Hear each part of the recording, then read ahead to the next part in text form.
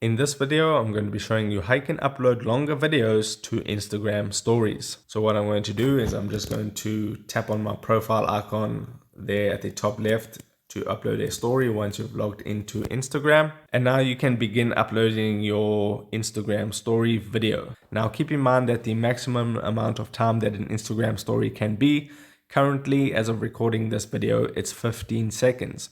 Now, previously you had to cut up your clips yourself if you had a video longer than 15 seconds, but now Instagram does this automatically. So if I just hold down on the record button and let the recording go until that moving bar goes all the way to the top, it should create a second clip and you'll see it there pop up at the bottom.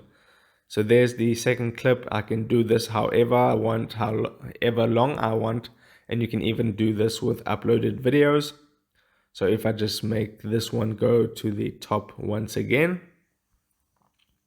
you can see I have now two clips and they'll be at the bottom and you can switch between them. So this totals out to be just over 30 seconds, 35 seconds or so. So that would be how you do a longer video on your Instagram story. If they change the length of Instagram stories from 15 seconds to something else, I'll update this video.